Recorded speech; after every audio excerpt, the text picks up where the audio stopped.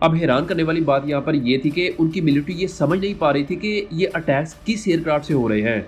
कोई radar system कुछ show क्यों नहीं कर रहा। पर B2 के केस में इसका डिज़ाइन ऐसा बनाया गया है कि रडार वेव्स या तो अब्जॉर्ब हो जाती हैं या फिर उस एंगल से रिफ्लेक्ट होती है कि एनिमी को कुछ नज़र ही नहीं आता। अब मेरी तरह आपके भी माइंड में क्वेश्चन होगा, अगर B2 स्प्लिट बॉम्बर में कोई टेल या वर्टिकल स्टेबलाइजर नहीं है तो वो हवा में स्टेबल कैसे रहता है और टर्न कैसे करता है। 1999 में नाटो ने यूगोस्लेविया के खिलाफ एरियल बोम्बिंग कैंपेन लॉन्च की, जिसका एम था एथनिक क्लेंजिंग और सिविलियन किलिंग्स को रोकना जो सर्बियन फोर्सेस कर रही थी कोसोवो रीजन में। इसी ऑपरेशन के दौरान अमेरिका ने यूगोस्लेविया के मिलिट्री टारगेट्स पर बॉम्ब्स गिराए। अब हैरान करने वाली बात यहाँ पर यह थी कि उनकी मिलिट्री ये समझ नहीं पा रही थी कि ये अटैक्स किस एयरक्राफ्ट से हो रहे हैं। कोई रडार सिस्टम कुछ शो क्यों नहीं कर रहा। ये एयरक्राफ्ट था नॉर्थरोप B2 स्प्लिट बॉम्बर, जो 1997 में ऑफिशियली यूएस एयरफोर्स का हिस्सा बना। तो दुनिया ने एक नया स्टेल्थ वॉरफेयर का इरा देखा। ये एयरक्राफ्ट ना सिर्फ एक इंजीनियरिंग मार्वल था बल्कि ग्लोबल मिलिट्री बैलेंस के लिए एक वार्निंग भी। रडार के लिए वर्चुअली इनविजिबल और रेंज इतनी कि किसी भी कॉन्टिनेंट तक बिना रुके ये पहुंच जाए।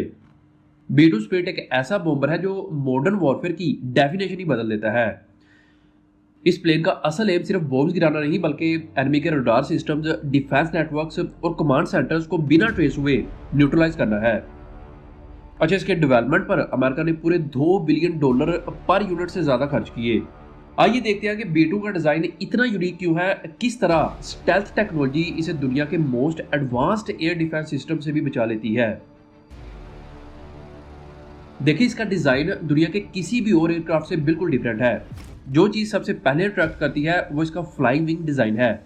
कोई टेल नहीं, कोई वर्टिकल स्टेबलाइजर नहीं, सिर्फ एक स्मूथ और स्लीक विंग जैसा बॉडी स्ट्रक्चर। ये डिज़ाइन सिर्फ देखने में यूनिक नहीं बल्कि इसका सबसे बड़ा फायदा रडार से इनविजिबल रहना है। असल में जब कोई रडार किसी एयरक्राफ्ट की सरफेस से टकराता है तो सिग्नल वापस जाता है, जिससे उसकी लोकेशन पता चल जाती है। पर B2 के केस में इसका डिज़ाइन ऐसा बनाया गया है कि रडार वेव्स या तो अब्जॉर्ब हो जाती हैं या फिर उस एंगल से रिफ्लेक्ट होती है कि एनिमी को कुछ नज़र ही नहीं आता।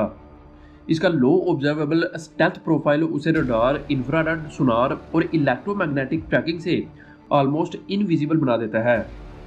इसके अलावा B2 का सरफेस एक रडार एब्जॉर्बेंट कोटिंग से कवर्ड है। ये खास तरह का पेंट होता है जो लेयर और रडार वेव्स को अंदर ले लेता है और वापस नहीं भेजता।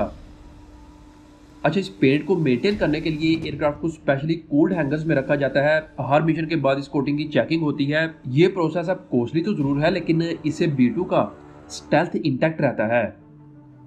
ये सिर्फ रडार्स को नहीं बल्कि इंफ्रारेड सिग्नल्स को भी अवॉइड करता है। जहां नॉर्मल एयरक्राफ्ट के इंजन विजुअली नजर आते हैं, इसके इंजन एयरक्राफ्ट के अंदर छुपाए गए हैं और एग्जॉस्ट पोर्ट्स को इस तरह से डिजाइन किया गया है कि हीट सिग्नेचर्स मिनिमाइज हो जाती हैं। मतलब अगर कोई हीट ट्रैकिंग मिसाइल भी इसको ढूंढना चाहे तो वो इसे ट्रैक नहीं कर सकता। इस डिजाइन फिलोसफी को कहते हैं प्लेटफॉर्म अलाइनमेंट, जहां हर सरफेस का एंगल इस तरह सेट है कि रडार के लिए एक स्मूथ और कंफ्यूजिंग प्रोफाइल क्रिएट हो। अब मेरी तरह आपके भी माइंड में क्वेश्चन होगा, अगर B2 स्प्लिट बॉम्बर में कोई टेल या वर्टिकल स्टेबलाइजर नहीं है तो वो हवा में स्टेबल कैसे रहता है और टर्न कैसे करता है। असल में B2 एक फ्लाइंग विंग एयरक्राफ्ट है। इसका मतलब है कि इसमें ट्रेडिशनल बॉडी और टेल स्टेबलाइजर नहीं होती। पूरा प्लेन एक एरोडायनेमिकल शेप्ड विंग है और ये डिज़ाइन नेचुरली लिफ्ट और एफिशिएंसी में बहुत अच्छा होता है। लेकिन इस डिज़ाइन के साथ स्टेबिलिटी काफ़ी चैलेंजिंग होती है और यहाँ आता है मॉडर्न फ्लाइट कंट्रोल सिस्टम्स का कमाल। B2 का कंट्रोल कंप्लीटली कंप्यूटर बेस्ड है। इस सिस्टम को कहते हैं फ्लाई बाय वायर। प्लेन के सेंसर्स कॉन्स्टेंटली डाटा कलेक्ट करते हैं, जैसे कि speed, pitch, roll, wind speed etcetera. उस डाटा के बेसिस पर कंप्यूटर रियल टाइम में कंट्रोल सर्विसेज को माइक्रो एडजस्ट करता रहता है।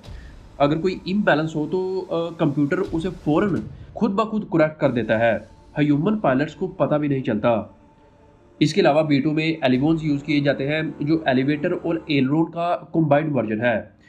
ये विंग के ट्रेलिंग एज पर लगे होते हैं और टर्न करने के लिए एक साइड के एलिवोन्स ऊपर दूसरी साइड के नीचे हो जाते हैं, जिससे प्लेन टर्न करता है।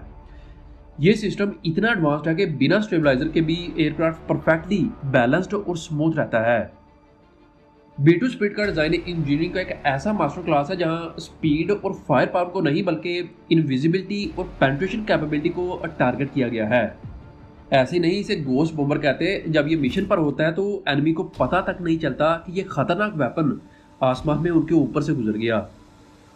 इसे दुनिया के सबसे ज़्यादा क्लासिफाइड और डेंजरस बॉम्बर मिशंस के लिए यूज़ किया जाता है। इसका पहला रियल कॉम्बैट मिशन 1999 में हुआ। जैसा कि मैंने शुरू में बताया, इसने 30 घंटे नॉन स्टॉप फ्लाई करके सर्बिया के स्ट्रेटेजिक टारगेट्स को तबाह किया बिना रडार में डिटेक्ट हुए।